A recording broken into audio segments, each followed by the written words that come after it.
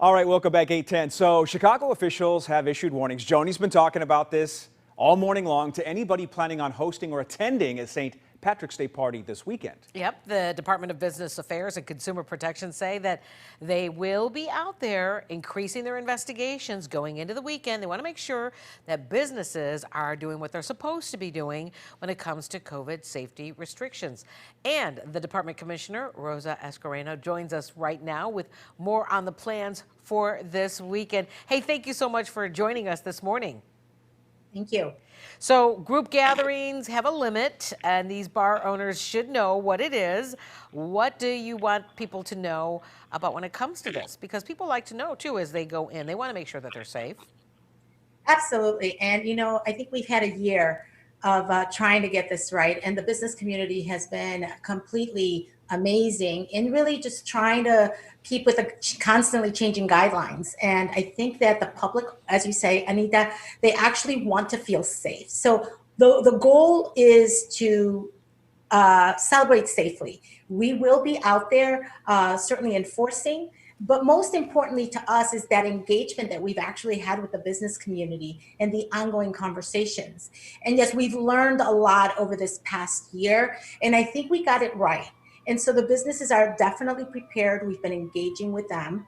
But we also have seen that people just very recently, maybe because of the nice weather, are starting to loosen up a little bit. And so we want people to know that the mask is still a requirement. The social distancing is very much a requirement, and that people must be seated. One of the things that we've identified more recently are that people are starting to gather inside establishments. But it's a very rare occasion. Primarily what we see is businesses taking it seriously and that people want to be safe. All right, respectfully, Commissioner, as you're speaking, we're looking at video from last year, and yes, it was early in the pandemic, and we learned a lot more since then. But I can't help but wonder, you talk about enforcement. What sort of enforcement will you be doing? Will you be handing out citations? Because we're going to see a lot of young people here in Chicago, in the city, and they're going to not be wearing masks. And there's going to be more than 10 people in some places. So what are you going to do about it? Absolutely. So we've been at this for a while. We have several partners that are working with us. So I have a team of investigators that are going to be out there from 7 a.m. to 2 a.m. Throughout the weekend. We're working with all the commanders, police districts across the city. Their business liaison officers are going to be on the streets partnering with us. And we are going to be going into establishments. We are going to be checking the businesses. The businesses know this already. What we've done also in preparation for this is we've actually done proactive engagement. So this past week, our investigators have been walking through these commercial areas where we see a lot of this congregation, or where you see a lot of the hospitality areas, to walk them through the guidelines. But customers should know, the residents should know, that a business can and should deny them entry if they are not in compliance.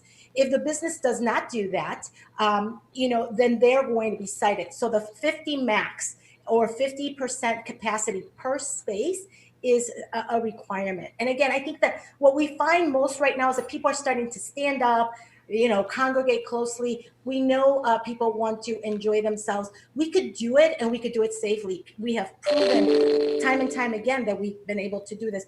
Unfortunately, if we don't, my concern is that we can revert back to more closures.